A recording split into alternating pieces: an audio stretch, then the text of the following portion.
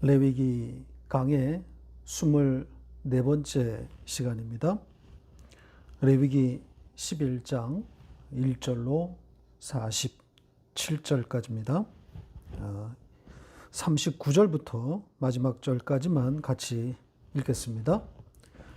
너희가 먹을 만한 짐승이 죽은 때에 그 주검을 만지는 자는 저녁까지 부정할 것이며 그것을 먹는 자는 그 옷을 빨 것이요 저녁까지 부정할 것이며 그 주검을 옮기는 자도 그의 옷을 빨 것이요 저녁까지 부정하리라. 땅에 기어다니는 모든 길짐승은 가증한즉 먹지 못할지니 곧 땅에 기어다니는 모든 기는 것 중에 배로 밀어 다니는 것이나 네 발로 걷는 것이나 여러 발을 가진 것이라 너희가 먹지 말지니 이것들은 가증함이니라. 너희는 기는 바 기어다니는 것 때문에 자기를 가증하게 되게 하지 말며 또한 그것 때문에 스스로 더럽혀 부정하게 되게 하지 말라. 나는 여호와 너희의 하나님이라. 내가 거룩하니 너희도 몸을 구별하여 거룩하게 하고 땅에 기는 길짐승으로 말미암아 스스로 더럽히지 말라. 나는 너희의 하나님이 되려고 너희를 애굽 땅에서 인도하여 낸 여호와라. 내가 거룩하니 너희도 거룩할지어다. 이는 짐승과 새와 물에서 움직이는 모든 생물과 땅에 기는 모든 길짐승에 대한 규례니 부정하고 정한 것과 먹을 생물과 먹지 못할 생물을 분별할 것이니라. 아멘. 레위기 강해를 시작한 지 벌써 반년이 다 돼 갑니다. 우리는 짧지 않은 시간 동안 줄기차게 제사에 대한 이야기를 해왔습니다. 우리가 제사 이야기를 통해서 확인한 것은 성경은 온통 복음이구나, 복음 이야기구나 하는 점입니다. 예수와 십자가로 점철되어 있는 거죠. 왜 예수와 십자가가 아니면 안 되는지 그런 이야기로 가득 차 있음을 확인했습니다. 성경에 다른 이야기가 있을 수 없는 거죠. 성경은 구원의 책입니다. 이것을 부정하는 학자는 없습니다. 성경이 구원의 책이 분명하다면 예수의 십자가 이야기로 가득할 수밖에 없는 거죠. 다른 구원의 방도가 없기 때문입니다. 잠깐 묵시에 대한 이야기를 하겠습니다. 오늘 본문을 이해하는 데 도움이 되기 때문입니다. 이 세상과 역사가 시작되기 전, 즉 하나님의 시간인 영원의 시간, 그것을 우리는 묵시라고 부른다고 했습니다. 이 묵시는 우리 인간으로서는 이해할 수도 또 도달할 수도 없는 영역인데 성경이 그 묵시에 대해서 말하고 있기 때문에 어렴풋하게나마 그 하나님의 시간에 대한 추정이 가능합니다. 묵시는 하나님의 존재 방식과 직결되는, 바로 연결되는 개념이기 때문에 인간이 묵시를 온전하게 이해한다는 것은 불가능합니다. 그래서 성경은 그 묵시에 대해서 깊이 그리고 자세히 설명하지 않고 있습니다. 인간과 존재 방식 그 자체가 다른 하나님이기 때문에 그 영역에 대해서 소개하고 설명해 봐야 인간이 따라올 수 없기 때문입니다. 따라서 저도 묵시를 말하는 것이 아주 조심스러울 수밖에 없습니다. 제가 다 이해할 수도 따라서 설명할 수도 없습니다. 다만 성경이 기록한 대로 소개하는 그 정도에서 끝날 수밖에 없습니다.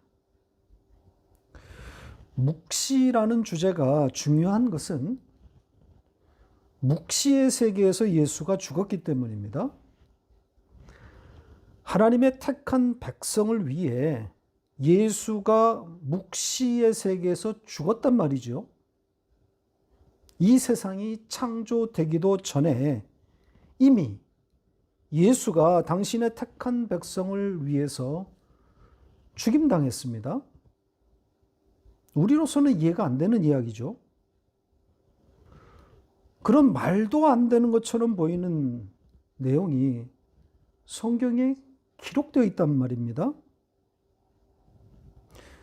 이 설교를 듣고 있는 여러분은 이 묵시의 개념을 잘 이해하고 있으리라 생각하지만 또 생각하는데 이 묵시를 이해하는 것, 이것은 오늘 본문을 이해하는데 도움이 되기 때문에 또 한 번 말씀을 드리는 겁니다. 조금 더 묵시에 대한 이야기를 하고 본문으로 돌아오겠습니다. 창세 전의 시간, 즉 하나님의 시간인 영원, 그 묵시의 시간 가운데 예수가 죽었다는 이야기를 확인하고 가겠습니다. 요한계시록 13장 8절로 9절입니다. 같이 읽겠습니다. 죽임을 당한 어린 양의 생명책에 창세 이후로 이름이 기록되지 못하고 이 땅에 사는 자들은 다 그 짐승에게 경배하리라. 누구든지 귀가 있거든 들을지어다. 이전에 몇 번이나 제가 소개했던 말씀이지요. 이 창세 이후로 이렇게 번역된 이 부사구가 어떤 내용을 이 문장에서 수식하고 있는지에 대해서 여러 번 말씀드렸습니다. 어린 양의 죽음을 수식한다 그랬죠. 어린 양 예수가 죽임당한 시점을 가리키고 있는 부사구입니다. 그리고 이 창세 이후로 이렇게 번역한 것도 옳지 않다 그랬죠. 마치 천지 창조 후에, 인간 창조 후에라는 뜻으로 오해될 수 있기 때문입니다. 아닙니다. 이 표현이 등장하는 신약성경에 예들이 많은데 어떤 곳은 창세전, 또 어떤 곳은 창세로부터 이렇게 통일된 번역이 없습니다. 저는 이 표현이 모두 하나님의 시간인 그 영원, 묵시를 담은 것이라고 생각합니다. 한마디로 역사 이전의 시간이라는 거죠. 하나님의 시간, 하나님의 존재 방식에 따른 그 영원의 시간입니다. 그때에 그 묵시의 시간에서 어린 양이 죽었다는 겁니다. 자, 이 어린 양의 죽음을 사도 바울은 에베소서 1장에서 이렇게 해석하고 있습니다. 에베소서 1장 4절로 5절입니다. 같이 읽겠습니다. 곧 창세전에 그리스도 안에서 우리를 택하사 우리로 사랑 안에서 그 앞에 거룩하고 흠이 없게 하시려고 그 기쁘신 뜻대로 우리를 예정하사 예수 그리스도로 말미암아 자기의 아들들이 되게 하셨으니, 이 창세전 예정을 말하고 있는 내용인데 하나님께서 당신의 택하신 백성 그 일에 대해서 예수 그리스도로 말미암아 자기의 아들들이 되게 하셨다. 이렇게 표현하고 있습니다. 어떻게 택한 백성이 하나님의 아들이 되었다 그럽니까? 예수 그리스도로 말미암았다. 이렇게 말하고 있죠. 예수 그리스도의 죽음으로 인해 우리가 하나님의 아들이 되었다는 거죠. 그러니까 계시록 13장이 말하고 있는 바로 그 어린 양의 죽음인 거죠. 그 어린 양의 죽음으로 우리가 하나님의 아들이 되었습니다. 그것도 우리가 태어나기도 전인 창세 전이란 말이죠. 그러니까 우리와 상관없이 하나님의 시간, 그 하나님의 영역 가운데서 이런 일이 이미 일어났다는 겁니다. 우리로서는 도무지 이해할 수 없는 일인 거죠. 이해되지는 않는데 성경이 그렇게 말하고 있습니다. 그러니 우리로서는 그냥 받아들이는 것 뿐이란 말이죠. 믿는 거죠. 아니, 믿어지는 겁니다. 그래서 요한계시록 13장의 그 창세전 어린 양의 죽음을 말하고 난 뒤에 귀 있는 자는 들을지어다. 이렇게 첨언해 놓고 있는 겁니다. 귀 있는 자만 듣게 된다는 뜻이죠. 아무나 받을 수 있는 말이 아니라는 겁니다. 창세전 어린 양의 죽음으로 말미암아 하나님의 아들이 되었다는 이 성경의 기록은 성경을 해석하는 데 있어서 결정적입니다. 십자가 외에 다른 구원의 길이 일절 존재할 수 없다는 결정적인 선언인 거죠. 묵시가 이렇게 말하고 있는데 역사가 다른 이야기를 할 수 없는 거죠.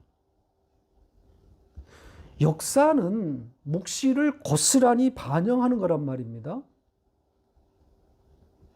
따라서 세대주의 구원가는 설 자리가 없게 되는 겁니다. 시대에 따라서 하나님의 구원의 방식이 다르다고 주장하는 이들의 주장은 틀린 겁니다. 묵시가 십자가로 말미암는 그 어린 양의 죽음을 통한 구원을 말하고 있는데 어떻게 역사가 십자가가 아닌 다른 구원을 말할 수 있냐 말입니다. 아담도 예수로 말미암아 구원을 받는 것이고 아브라함도 예수의 십자가로 구원받는 겁니다. 다 예수를 믿었다니까요.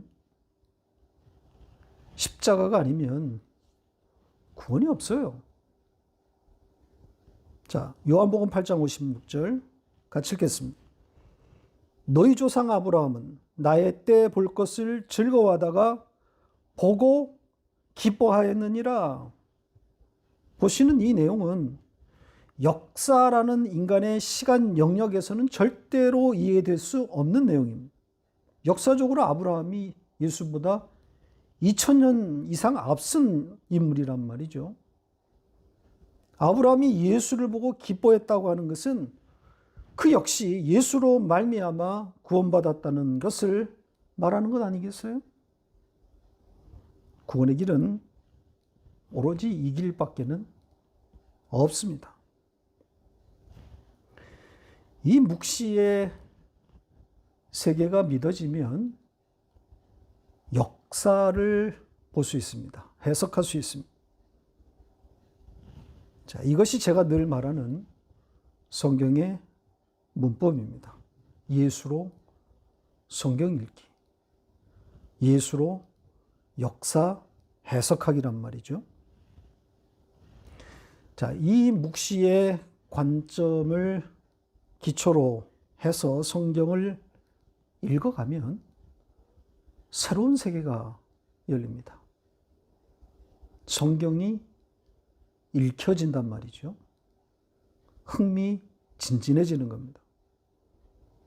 성경 전체가 복음이 되고 읽을 때마다 복음으로 읽히니 얼마나 좋습니까? 제가 특별한 재능을 갖고 있는 게 아닙니다. 성경의 문법을 알고 그 관점으로 성경을 대하다 보니까 여기까지 온 거란 말이죠. 예수로 성경이 읽히고 십자가로 성경이 해석되더란 말입니다. 도덕과 윤리, 세상을 살아가는 교훈 따위는 성경에서 찾으려고 하지 마세요. 성경의 기록 취지나 목적에 맞지도 않을 뿐더러 모두가 합의되고 일치되는 윤리 기준이 도출되지도 않습니다. 누구는 이렇게 살자, 또 누구는 저렇게 사는 것이 맞다. 성경 학자마다 다르게 된단 말입니다. 그러니 성경에서 삶의 교훈을 찾으나 불경과 같은 다른 종교의 경전이나 또 성현들의 가르침에서 찾으나 다 거기서 거기란 말입니다. 다 마음 다스림 아닙니까? 욕심을 버리고 자기를 비우자고 할 거란 말입니다. 어디 누구에게 가도 교훈은 다 비슷합니다. 도덕 측에서 말하고 있는 바로 그거예요. 다 같은 이야기란 말이죠. 그런 이야기를 들으려고 교회 온단 말입니까? 교회는 그런 것이 아니지요. 교회는 예수와 십자가로 말미암는 구원의 복음이 선포되는 것이어야 합니다. 자, 이 정도 하고 오늘 본문 이야기를 해보겠습니다. 오늘 우리가 마주하게 되는 이 주제가 부정한 것에 대한 이야기입니다. 자, 10장까지는 온통 제사에 관한 이야기였고 이제 11장부터 15장까지 5장은 또 온통 부정한 것에 대한 이야기입니다. 레위기의 구성에서 볼 때 5장을 이 주제에 할애했다고 하는 것 자체가 의미 있습니다. 레위기가 총 27장인데 5장의 분량이라면 결코 적은 것이 아니란 말이죠. 자, 그런데 문제는 이렇게 비중 있게 다뤄져야 할 주제인데 언뜻 보면 다룰 만한 내용이 별로 없어 보인단 말이죠. 온통 부정한 것, 먹지 말아야 할 혹은 접촉하지 말아야 할 것들에 대한 이야기란 말이죠. 저 역시 이 5장을 그냥 한꺼번에 뭉뚱그려서 한 번의 설교로 넘어갈까 그렇게 생각할 정도였습니다. 도대체 뭘 어떻게 다뤄야 할지 감을 잡기가 어려웠습니다. 그럼에도 이 주제가 레위기에서 차지하고 있는 무게감 때문에 고민해야 했습니다. 적어도 그 비중만큼 설교자로서 다루고 가야 하지 않을까 생각했습니다. 자, 그러다 보니 자연스럽게 왜 성경은 이 부정한 것에 대해서 이렇게 힘을 실어 놓은 것일까? 이 질문부터 던질 수밖에 없는 거죠. 뭘 담아 놓은 것일까? 이 주제에서 또 복음적인 요소는 무엇인가? 복음은 어떻게 담겨 있는가? 자, 이런 방향에서 오늘 본문 이야기를 해 보겠습니다. 우선 11장을 요약해 보겠습니다. 1절이 어떻게 시작하고 있습니까? 여호와께서 모세와 아론에게 말씀하여 이르시되 이렇게 되어 있습니다. 우리에게 아주 친숙한 표현이죠. 제사 이야기에서 아주 많이 등장했던 표현입니다. 이 문장의 첫 단어가 무엇으로 시작했을 것 같습니까? 여호와가 아니라 말씀하셨다겠죠. 독자들에게 말씀이다 이렇게 읽도록 배치한 겁니다. 그리고 여기서는 이 말씀을 듣는 대상으로 모세와 아론이 함께 등장합니다. 그러니까 함께 불렀다는 거죠. 제사장으로 세움을 입은 아론이 전면에 등장한 겁니다. 지금까지는 모세를 통해서만 아론에게 말씀하셨는데 여기서부터는 하나님이 직접 아론과 소통하고 있는 것으로 보입니다. 11장은 전부 부정한 짐승에 대한 이야기입니다. 부정한 짐승을 이렇게 열거하는 목적은 단순히 짐승들을 부정한 것과 또 정한 것으로 분류하기 위함이 아닙니다. 하나님의 백성들과 이 부정한 이 짐승들이 어떻게 연결되어 있는지를 주의 깊게 살펴봐야 합니다. 그러니까 부정한 것과 정한 것을 구분하고 있는 것은 짐승 자체는 아무 의미가 없는 것이고 그것을 대하는 하나님의 백성에게 무언가를 하나님이 가르치려고 하는 목적이 있는 겁니다. 자, 여기에 표현으로 봐도 짐승 그 자체에 대해서 부정하다 혹은 정하다 이렇게 표현되어 있지 않습니다. 그러니까 이것은 부정한 짐승이고 저것은 정결한 짐승이다 이렇게 하지 않았다는 거죠. 이 짐승이 너희에게 부정하다 이렇게 표현되어 있습니다. 창세기 7장에 그 노아의 방주에 들어가는 짐승에 대해서는 직접적으로 부정한 짐승, 정한 짐승 이렇게 이런 표현이 등장했었습니다. 그러나 여기서는 그런 직접적인 표현은 없습니다. 대신 하나님의 백성과 관련해서 부정한 짐승, 하나님의 백성에 대해서 부정한 것 이런 표현을 사용했습니다. 해석의 실마리를 제공하는 그런 표현이라고 생각합니다. 설교 마지막 부분에서 복음과 관련해서 다시 설명을 드리겠습니다. 자, 제일 먼저 등장하는 짐승은 육지에 사는 짐승 중에서 이스라엘 백성이 먹을 수 있는 짐승들에 대한 규례입니다. 자, 그들이 먹을 수 있는 짐승의 조건이 소개되어 있습니다. 두 가지 조건이 제시되어 있죠. 쪽이 갈라지고 되새김질하는 겁니다. 두 가지가 모두 충족되어야 한다. 이렇게 첨언하고 있습니다. 그래서 쪽이 갈라졌지만 되새김질하지 않는 낙타나 돼지, 또 되새김질은 하지만 쪽이 갈라지지 않은 사반이나 토끼 이런 것들은 먹지 않습니다. 하나님의 백성에게 이것들은 부정합니다. 따라서 먹지도 말고 그 시체를 접촉하지도 말아야 합니다. 그 다음에는 물에 사는 고기가 등장합니다. 하나님의 백성이 먹을 수 있는 물고기는 지느러미와 비늘이 있는 것들입니다. 자, 그렇게 말씀하면서 지느러미와 비늘이 없는 고기는 하나님의 백성에게 가증한 것이다. 자, 앞에 부정하다라는 표현과 다른 표현입니다. 다른 단어입니다.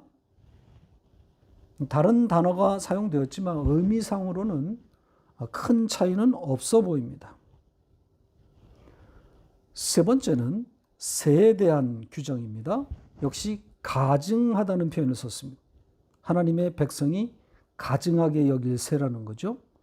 이 가증한 새는 먹지 말아야 합니다. 그 가증한 새의 종류가 열거되어 있는데 독수리와 까마귀 등 상당수의 새들이 언급되어 있습니다. 그 다음은 곤충에 대한 규정입니다. 역시 가증하다는 표현을 썼습니다. 다만 우리 성경은 혐오할 것 이렇게 번역했는데 일관성이 없는 번역입니다. 앞에서 가증한 것이라고 번역했으면 다 일관되게 가증하다고 하든지 아니면 혐오라고 통일하든지 같은 단어를 가지고 이렇게 다르게 번역했단 말이죠. 일관성이 없습니다. 곤충 중에 가증한 것은 먹을 수 없습니다. 이스라엘 백성에게 가증한 것은 날개가 있고 네 발로 기어다니는 모든 곤충이라 그랬습니다. 다만 그 중에서 네 발 중에 다리가, 그러니까 뛰는 다리가 있는 곤충은 먹을 수 있습니다. 그러니까 메뚜기나 귀뚜라미 등이 해당됩니다. 이외에 날개가 있고 기어다니는 모든 곤충은 가증한 것으로 이스라엘 백성이 먹을 수 없고 또 그 사체도 만지면 안 됩니다. 혹시라도 접촉한 경우에는 부정한 자가 되고 그에 따른 정결케 되는 추가 규정을 준수해야 그 부정에서 벗어날 수 있습니다. 자, 그 다음은 땅에서 기어다니는 짐승에 대한 규정입니다. 땅에 기어다니는 짐승 중에 이스라엘 백성에게 부정한 짐승들이 열거되어 있습니다. 여기서는 가증하다고 하는 표현 대신에 다시 부정하다는 표현을 썼습니다. 기어다니는 짐승 중에 하나님의 백성에게 부정한 짐승은 두더지와 쥐, 그리고 도마뱀 같은 것들입니다. 역시 이런 것들은 접촉해서는 안 될 뿐더러 이 짐승들의 사체가 닿은 모든 기구들은 부정하게 됩니다. 특히 질그릇이나 또 화덕 등은 그 사체가 닿았을 경우에 다 깨뜨려 버려야 합니다. 자, 그런데 특이한 것은 샘이나 고인물, 즉 저수지를 말하는 거죠. 이런 곳은 사체가 닿았다고 해도 부정하지 않습니다. 여기서도 해석의 실마리가 보이죠. 물은 그 부정과 가증함을 이긴다는 겁니다. 앞에 열거됐던 가증한 것들의 그 사체를 접촉함으로 부정하게 되었을 때도 물로 씻어서 정결케 하라고 되어 있습니다. 그러니까 물이 그 부정을 씻어낸다는 거죠. 자, 그 의미에 대해서는 마지막에서 종합적으로 설명을 드리겠습니다. 그 다음에 마지막으로 언급된 가증한 것은 기어다니는 짐승입니다. 기어다니는 짐승 중에서 배로 밀어다니는 것과 네 발 혹은 여러 발로 기어다니는 것들은 가증하다고 합니다. 이것들은 먹지 않아야 합니다. 이 가증한 것들로 인해서 자신을 더럽히지 말라고 합니다. 자, 이상이 11장에 언급된 부정하거나 가증한 짐승에 대한 요약입니다. 자, 이제는 그 의미에 대한 이야기를 해보겠습니다. 제가 중간에 계속해서 그 의미에 대해서 조금씩 언급을 했는데 이 복음과 어떻게 연결되고 있는지를 이제 살펴보고 오늘 설교를 마치도록 하겠습니다. 이 부정한 짐승에 대한 규정을 과학이나 혹은 의학적으로 접근해서 그것으로 교훈을 얻으려고 하면 어떻게 되겠습니까? 그러니까 예수와 십자가로 읽는 이 성경의 문법을 알지 못하면 대부분 이 길로 가게 돼 있습니다. 그래서 부정해서 먹지 말라고 한 이런 짐승들의 어떤 고기의 성분이나 혹은 뭐 영양소 등을 분석해서 건강에 좋지 않은 것들이다라는 식의 해석을 내놓게 되는 거죠. 그러면서 성경의 기록이 얼마나 뛰어난 과학적인 사실을 담고 있는가? 당시 혹은 현대에 이르기까지 이런 탁월한 과학적 진리를 담고 있는 책이 있었는가? 성경의 우월성을 내세우게 된단 말이죠. 십계명에 대해서도 유사한 접근이 있지 않습니까? 어느 경전에서도 찾아보기 어려운 최고의 도덕률이라고 주장하면서 이것 가지고 성경의 우월성을 이야기한단 말이죠. 우리가 앞으로 볼 13장의 그 나병과 같은 그 피부병에 대해서도 성경이 격리를 말하고 있다는 점에서 성경의 우월성을 주장하고 있지 않습니까? 왜 이런 이야기들이 성경학자들 사이에서 나오는 걸까요? 성경의 우월성을 앞세워서 세상을 설득해보자는 거죠. 성경만큼 과학적이고 성경만큼 도덕적인 경전이 없다는 겁니다. 그러니 다른 종교에 기웃거리지 말고 기독교를 받아들이라는 거죠. 이것이 기독교 변증학자들의 논리입니다. 이게 얼마나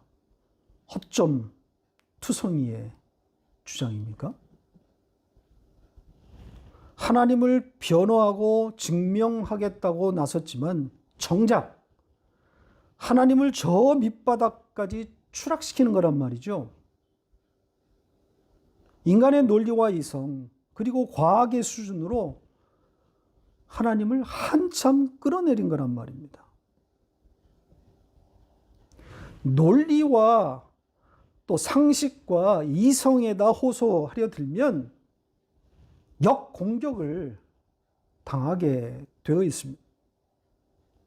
성경만큼 비논리적이고 성경만큼 비상식적이고 성경만큼 비과학적이고 비윤리적인 책이 어디 있단 말입니까? 여리고 성을 7바퀴 돌았더니 성이 무너졌다더니 모세가 손을 들고 있으면 땅 아래 이스라엘 군대가 이기다가 피곤해서 손을 내리면 역전을 당한다느니 창세 전에 인간이 있기도 전에 예수가 당신의 택한 자들만을 위해서 죽었다느니 족보를 잇기 위해서 며느리란 여자가 시아버지와 의도적으로 통간해서 임신을 하고 그 결과 메시아의 조상을 생산한다는 이런 흉측한 이야기가 버젓하게 기록되어 있지 않습니까? 이런 이야기를 가지고 어떻게 이성과 과학의 세상을 설득할 수 있단 말입니까? 성경을 잘못 알고 있는 겁니다. 묵시의 세계에서 일어난 일과 그에 따른 창세전 언약과 예정을 이해하지 못하는 한 이런 바보 같은 짓을 반복할 수밖에 없습니다. 세상을 어떻게든 설득하려고 할 거란 말이죠. 그리고 그걸 지상 최대 과제라고 생각하고 있는 거죠? 아닙니다. 하나님의 택한 자가 아니면 절대로 하나님을 믿을 수가 없습니다. 전도는 하나님의 택한 백성을 향한 것이 되어야 하고, 따라서 설득이 아니라 선포가 되어야 합니다. 하나님의 구원에 대해서 하나님이 하신 일을 전하면 되는 겁니다. 우리의 설득으로 될 일이 아니란 말입니다. 설득은 하나님이 하시는 일입니다. 믿음이란 단어, 그 뜻 자체가 설득하다 해서 온 말이라고 그랬죠. 하나님의 설득에 의해서 믿음에 이르는 겁니다.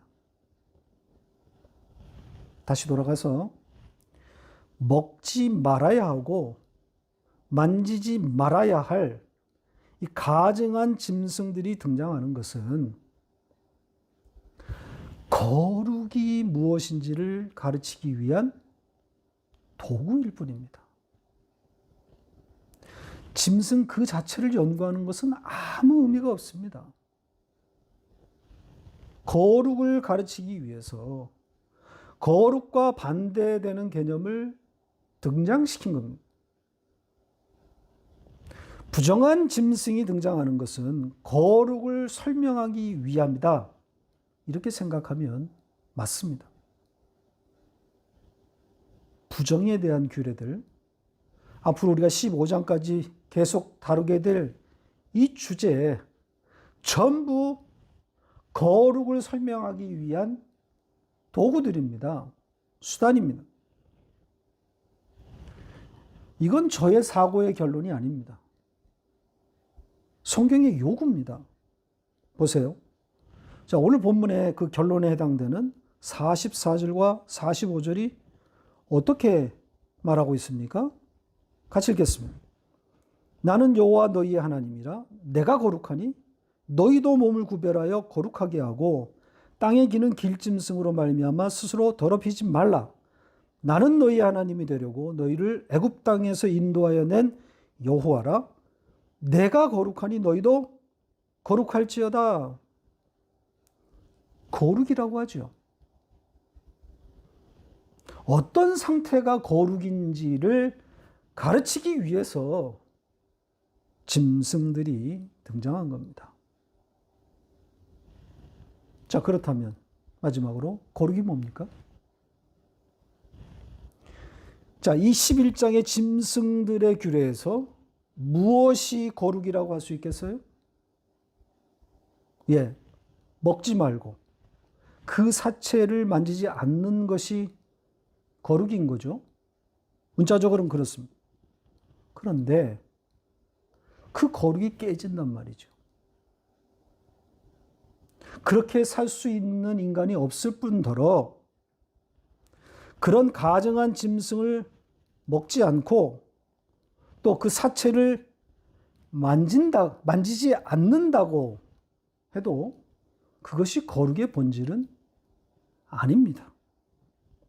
이 규례에서 중요한 포인트는 이 규정을 어겨서 부정하게 되었을 때 그 부정에서 벗어나는 규칙, 그 규례에 있습니다.